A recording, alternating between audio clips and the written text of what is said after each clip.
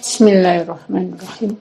Assalamualaikum warahmatullahi wabarakatuh. Ibu-ibu yang dirahmati Allah, marilah kita lanjutkan kajian kita pada sore hari ini yang membahas tentang surat Al-Mumtahanah ayat 10. Kalau pada kemarin pembahasannya adalah Al-Mumtahanah ayat 4 yang berkaitan dengan bagaimana sikap Nabi Ibrahim serta pengikutnya di dalam berinteraksi dengan orang-orang kafir dan juga terhadap ayahnya Nabi sendiri. Maka pada Al-Mumtahanah ayat 10 ini juga sama berkaitan dengan sikap Nabi Muhammad di dalam berinteraksi dengan orang kafir Quraisy. Di mana ayat 10 tadi sudah dibacakan oleh Mbak Uslifa beserta artinya, jadi mungkin saya langsung mengkajinya saja, bahwa pada ayat 10 ini di surat Al-Mumtahanah, yaitu surat yang ke-60, berdasarkan riwayat dari Al-Bukhari dan Muslim yang berasal dari Al-Miswar dan Marwan ibnu Al-Hakam, bahwa setelah Rasulullah menyepakati perjanjian Hudaybiyah dengan kaum kafir, maka beberapa wanita mukmin datang dari Makkah, artinya ikut hijrah. Kemudian turunlah ayat ini yang memerintahkan kaum beriman itu untuk menguji mereka terlebih dahulu apakah benar-benar memang beriman atau tidak. Kalau memang beriman, maka tidak boleh dikembalikan ke Makkah. Nah, di dalam perjanjian Hudaybiyah yang itu terjadi pada saat atau pada 6 Hijriah. Jadi waktu itu Nabi bermimpi,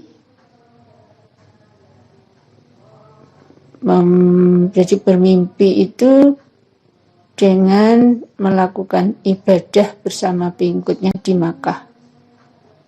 Sehingga dengan mimpi itu, dan Nabi ingin melakukan umroh dengan membawa hewan kurban 70 ekor unta. Nah, menanggapi keinginan Nabi ini, maka kaum Quraisy Makkah itu merasa deg-degan juga, karena yang dibawa Nabi itu bukan cuma sedikit, tapi 1.400 orang. Nah, sehingga akhirnya untuk menghindari konfrontasi, Nabi itu memilih jalan rute yang lain, sehingga akhirnya sampai di Hudaybiyah. Nah, kemudian Nabi mengirim utusan ke Makkah, yaitu Utsman bin Affan yang diutus karena dianggap Utsman ini orang yang punya relasi banyak di Mekah berkaitan dengan dagangnya atau usahanya. Tapi ternyata ada berita bahwa Utsman bin Affan dibunuh. Tetapi Nabi tetap menunggu sampai akhirnya Utsman bin Affan. Nah, selama Nabi mendengar itu, maka Nabi membaiat orang-orang yang ikut perjalanan ke Makkah itu, yang di Hudaybiyah itu. Jadi membaiat mereka, sehingga mereka mengatakan, "Wahai Rasulullah, aku bersumpah setia kepadamu sesuai dengan isi lubuk jiwaku."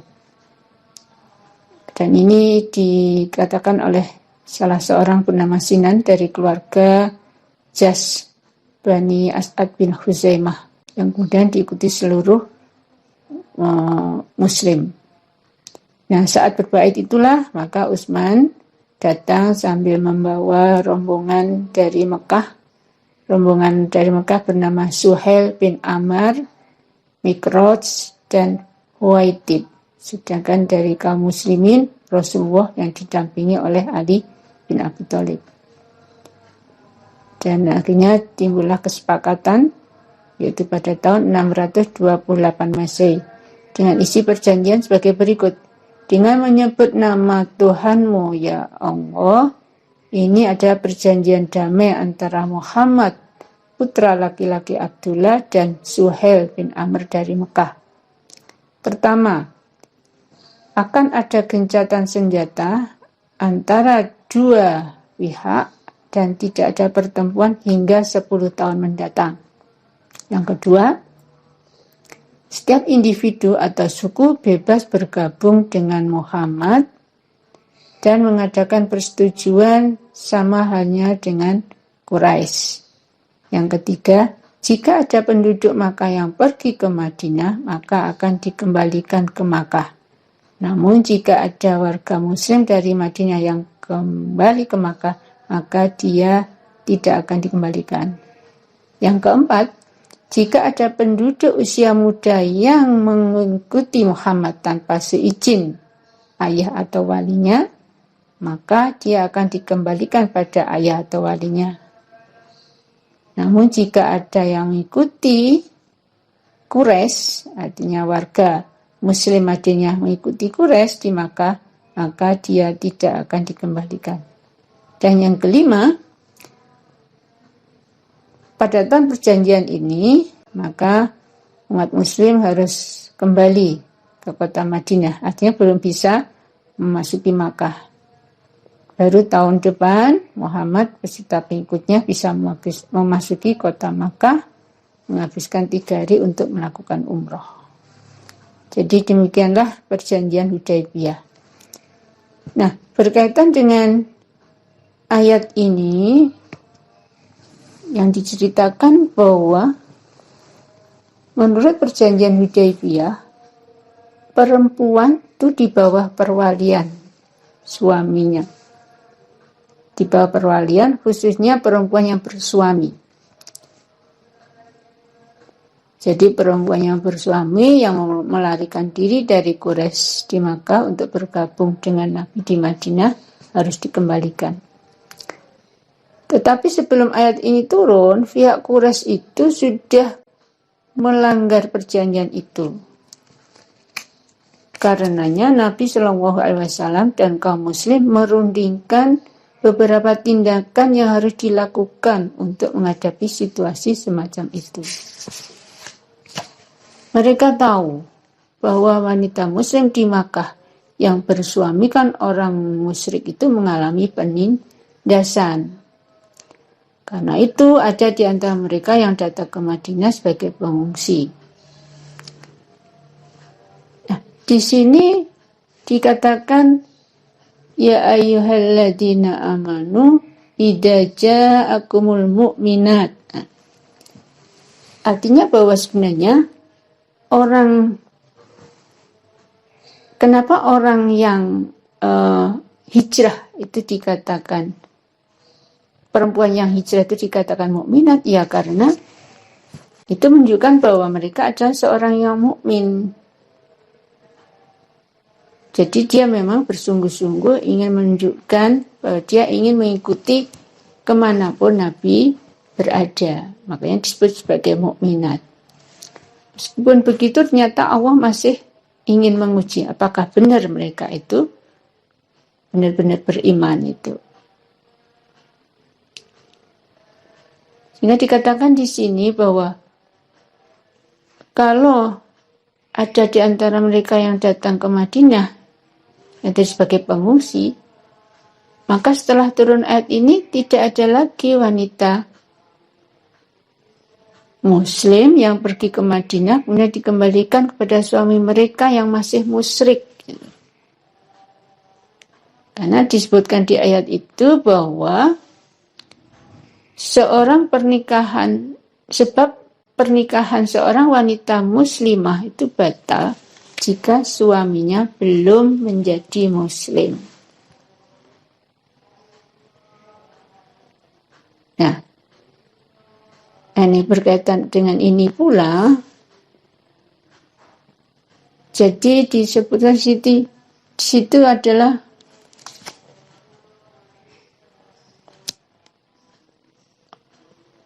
lahunna khillul lahum walahum yakhilluna lahun.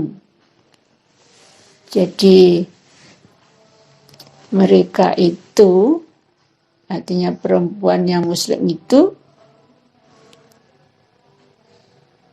tidaklah halal bagi wanita, bagi laki-laki musyrik kafir Quraisy itu.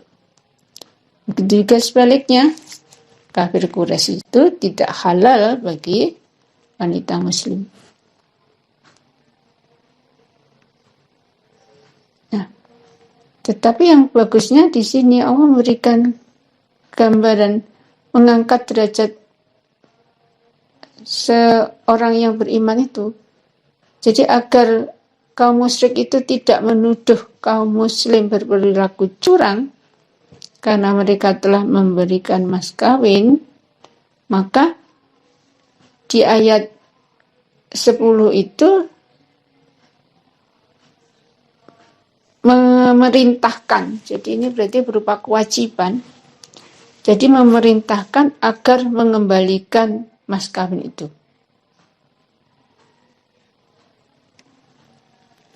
Jadi agar mengembalikan mas kawin itu.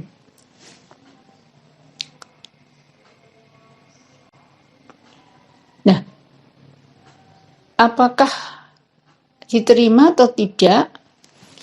Yang jelas sudah ada iktikad baik dari warga muslim Madinah, karena untuk melindungi wanita muslim yang berhijrah tadi, maka mas kawin yang sudah diberikan itu dikembalikan pada masing-masing suaminya. Jadi itu gambaran bagaimana kaum muslim melindungi para wanita muslim yang hijrah ke Madinah meninggalkan suami atau wali mereka yang masih musyrik. Dan sehingga apabila perkawinan mereka itu sudah berakhir, nah ini berarti sudah berakhir, ini kan ada masanya, masa iddah. Masa iddah itu berapa? Ya kalau hamil berarti sampai melahirkan, kalau suci berarti sampai 3 kali suci, maka tidak ada penghalang bagi laki-laki muslim untuk menikahi wanita-wanita muslim yang ikut hijrah tersebut. Dengan syarat-syarat tentunya seperti ketentuan daripada pernikahan, jadi harus menyiapkan atau membayar dengan mahar atau mas kawin. Itu gambaran daripada ayat 10 surat Al-Mumtahanah. Dan yang namanya ikrar atau perjanjian yang mengikat kita dengan sesama mukmin itu membuat kita menjadi kuat. Jadi ikatan antar mukmin itu menjadi kuat seperti serat katun halus yang dipintal menjadi benang yang kuat. Nah, ikatan rohani itu juga melindungi dan menjaga kita dari berbagai macam kejahatan di dunia. Ikatan rohani itu menjadikan seorang muslim bersaudara dan tak terpisahkan dari muslim lainnya. Begitulah gambaran persaudaraan di antara sesama kita sebagai sesama muslim, digambarkan bahwa persaudaraan Islam Muslim itu seperti satu tubuh. Kalau ada bagian tubuh yang sakit, maka seluruhnya akan ikut merasakan sakit. Nah, itu adalah gambaran ciri-ciri daripada salah satu ciri daripada orang yang beriman. Nah, demikianlah ketentuan Allah yang diajarkan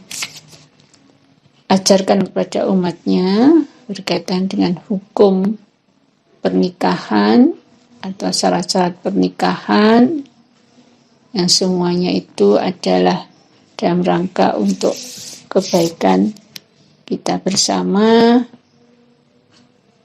dan juga bagaimana cara berinteraksi dengan orang-orang kafir. Ya, selama orang-orang kafir itu tidak memerangi kita umat Islam, maka kita harus juga menjaga hak-hak mereka sebagai manusia, hak keadilan, hak hidup,